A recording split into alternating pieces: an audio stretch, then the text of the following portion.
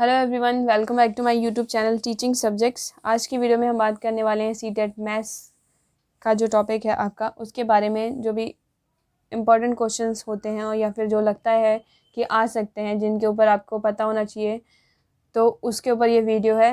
Video को and तक देखना और आपका जो भी मैथ्स का डर है उसको मैं पूरी तरीके से दूर करने की कोशिश करूँगी। मैं एकदम ईजी वे में आपको जो ये कॉन्सेप्ट है वो अच्छे से क्लियर करवाऊँगी। ओके, तो देखो सीटेट में ज़्यादातर एक क्वेश्चन आता है अभाज्य संख्याएं। अभाज्य संख्या पहले आपको पता होनी चाहिए कि होती कौन सी है। अभाज्य मतलब जो किसी से भाजित ना हो, जो किसी से भागी ना हो, जो सिर्फ अपने टेबल में आती हो, ओके, किसी और के टेबल में ना होती हूँ, वो होती हैं अभाज्य संख्याएं। अब कौन कौन सी होती है, मतलब स्टार्टिंग की 10 मैं आपको बताती हूँ। जैसे कि आप देखो, एक 2 होती है, खुद के टेबल में आती है, 3 होता है, 5 है, 7 है, उसके बाद 11 है, 13 है, 17 है, 19 है, 23 और 29। ये 10 हैं अभाज्य संख्याएं, प्रथम 10 अभाज्य संख्याएं। अब इस पे क्वेश्चन क्या बनता है कि प्रथम 10 अभाज्य संख्याओं का जोड़ कितना होगा। तो इसका जो सम होता है, जोड़ जो होता है वो होता है 129। आप देखो कि लास्ट वाला क्या है, 29 होती है अभाज्य संख्या, इसमें 1 आगे लिख दो, 129 होता है जोड़ अभाज्य संख्याओं का। अब पूछे कि प्रथम 10 अभाज्य संख्याओं का एवरेज कितना होता है, तो एवरेज निकालने के लिए इसे अपॉन 10, क्योंकि टोटल 10 संख्या है तो हम 10 से इसको डिवाइड कर देंगे तो ये आ जाएगा 12.9। 12.9 जो है एवरेज होता है, सेम वही। और इसमें पूछता है कि 1 से लेकर 10 तक, 1 से लेकर 30 तक में जो है कितनी अभाज्य संख्या होंगी। तो आपने अभी देखा कि ये 29 30 से पहले आ रहा है, तो ये पूरी जो है 1 से लेकर 30 तक ही है। तो टोटल कितनी अभाज्य संख्याएं होती हैं, 10। और 1 से लेकर 50 तक में कितनी अभाज्य संख्या होती हैं, 15। और 1 से लेकर 100 तक में कितनी अभाज्य संख्या होती हैं, 25। ये सीधे सीधे क्वेश्चन पूछता है कि 1 से लेकर 30 में कितनी अभाज्य संख्याएं होती हैं, आपको बता देना है 10 होती हैं, क्योंकि सीटेट में आपको ज़्यादा डिटेल में नहीं पूछने वाला। और 1 से लेकर 100 तक कितनी अभाज्य संख्या होती हैं, 25 होती हैं। तो आप ये जो है याद कर लो। और एक एक निकालने के लिए आपके पास वो इतना टाइम तो रहता नहीं है पेपर में कि वो आपसे बोले कि बताओ कौन कौन सी संख्याएं हैं वो 1 से 100 तक। तो इसके आप टेंशन लेने की ज़रूरत नहीं है। फिर नेक्स्ट आपको एवरेज निकालना बताती हूँ मैं कि एवरेज कैसे निकालते हैं। देखो, एवरेज निकालने का सिंपल तरीका होता है कि कोई भी नंबर दे दिया, 2 दे दिया, 3 दे दिया, 7 दे दिया, 5 दे दिया और 1 दे दिया। ये नंबर दे दिया, अब बोलेगा कि इन संख्याओं का एवरेज निकालो। वैसे आपको पेपर में थोड़े बड़े बड़े नंबर देगा, मैं आपको छोटी से बता रही हूँ। तो जब भी हमें किसी संख्या का एवरेज निकालना होता है, एवरेज मतलब होता है बीच का नंबर। बीच का नंबर कि जो जैसे स्टूडेंट हैं, कुछ स्टूडेंट के मार्क्स अगर मैं ये ले लूँ कि 10 में से किसी के 2 आए, किसी के 3 आए, किसी के 7, किसी के 5 और किसी का 1 नंबर आया, तो बताओ कि आपकी क्लास का एवरेज क्या है, उस टेस्ट का एवरेज कितना है, बच्चों का मार्क्स का एवरेज। तो उसको कैसे निकालता है टीचर, उसको निकालने के लिए क्या करते हैं हम कि टोटल जो भी स्टूडेंट होते हैं, अभी कितने स्टूडेंट हमारे पास, 1 2 3 4 5 5 स्टूडेंट हैं। तो हमें क्या करना होता है, इन सब का सम करना होता है, 2 + 3 + 7 + 5 + 1 अपॉन टोटल स्टूडेंट है 5, तो 5 से उसको डिवाइड कर दो। ओके, ये 7 8 9 10 11 12 13 14 15 16 17 18, टोटल कितने हैं हमारे स्टूडेंट, 18 स्टूडेंट है। इसको 5 से डिवाइड करेंगे तो हमारा जो है एवरेज निकल जाएगा।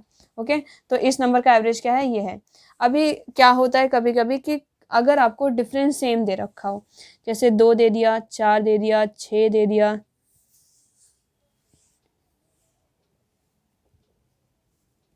ऐसे नंबर दे दिया, इनका आप डिफरेंस देखोगे कि 2 2 का डिफरेंस है इसमें। जब भी किसी नंबर के डिफरेंस जो होते हैं सेम होते हैं, उसमें आपको क्या करना होता है, उसका ट्रिक जो है थोड़ा आसान होता है। जैसे इसमें तो थे कि आगे पीछे थे नंबर, 1 है, 2 है, 3 है, उसके बाद 4 नहीं है, 5 है, 6 नहीं है, 7 है, ऐसे गैप करके है, कभी ज़्यादा गैप कभी कम गैप है, इसलिए हमें क्या करना होगा, सबको सम करके ही हम इसका एवरेज निकाल सकते हैं। लेकिन जब आपको दिखाई दे रहा हो कि इन सब नंबर्स में सेम डिफरेंस दिख रहा है, 2 2 का डिफरेंस दिख रहा है, तो क्या करते हैं, हम लिखते हैं फर्स्ट नंबर और लास्ट नंबर, इनका सम करते हैं 2 + 12 और इसको डिवाइड कर देते हैं 2 से। ये याद रखना है आपको कि जब भी डिफरेंस सेम होता है तो फर्स्ट नंबर और लास्ट नंबर का सम करके उसको 2 से डिवाइड करते हैं, तो ये कितना आएगा, 14/2 7 इसका क्या है, एवरेज। अगर आप इन सबको सम करके 1 2 3 4 5 6, अगर इन सब नंबर को सम करके आप टोटल जो है 6 है ना, टोटल 6 नंबर है 1 2 3 4 5 6 से डिवाइड करोगे तो भी आपका एवरेज जो है 7 ही आएगा। लेकिन अगर आपको पता है कि जब डिफरेंस सेम होता है तो हम चुपचाप से क्या करेंगे, डिफरेंस सेम है तो फर्स्ट और लास्ट नंबर को प्लस करके आप 0.2 से डिवाइड कर दो, आंसर आ जाएगा आपका एवरेज। अब एक आपको पता होना चाहिए परसेंटेज कैसे निकालते हैं। जैसे कि आप खुद देखो कि आपके 5 मार्क्स आते हैं ना स्कूल में, 500 में से बच्चों के आए 300, तो इसका परसेंटेज आप कैसे निकालते हैं उसको हम देखते हैं। फॉर एग्ज़ाम्पल एक स्टूडेंट है, उसने जो 5 सब्जेक्ट मतलब 5 सब्जेक्ट से उसके उन सब में उसके टोटल जो है आए 420 मार्क्स आए, टोटल सब्जेक्ट्स में से इतने मार्क्स उसने गेन किए। तो अब आपको पता होना चाहिए कि इसका जो परसेंटेज है वो मैं कैसे निकाल सकता हूँ। तो आपको पता होना है कि जो टोटल मार्क्स होते हैं उसको लिखते हैं हम अपॉन में, और जितने मार्क्स गेन किए होते हैं उसको हम लिखते हैं ऊपर 420, इनटू में हम 100 से इसे मल्टीप्लाई करवाते हैं। 20 से 20 कैंसिल, ये बचा 5, 5 को हम क्या करेंगे 420 बचा 5, इसको डिवाइड करेंगे अगर हम यहाँ पे 420 को, तो 5 × 40, 2 0 5 20, तो आ गया इसका, इस बच्चे का कितना परसेंट आया 84%। तो आपको परसेंट निकालने आनी चाहिए, आपको प्लस माइनस आनी चाहिए सीटेट के एग्ज़ाम के लिए।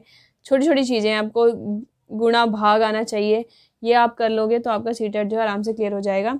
और एक बात और, जैसे कि कुछ बच्चे मिस्टेक करते हैं कि एक 0 होता है और इसकी 0 के इस साइड 1 2 3 4 चल रहा हो और इस साइड होता है -1 -2 -3 -4, ये नंबर चल रहे होते हैं। तो आपको हमेशा ध्यान रखना है कि इस साइड के जो नंबर होते हैं वो बड़े होते हैं और इस साइड जितना बड़ा होगा उतना छोटा।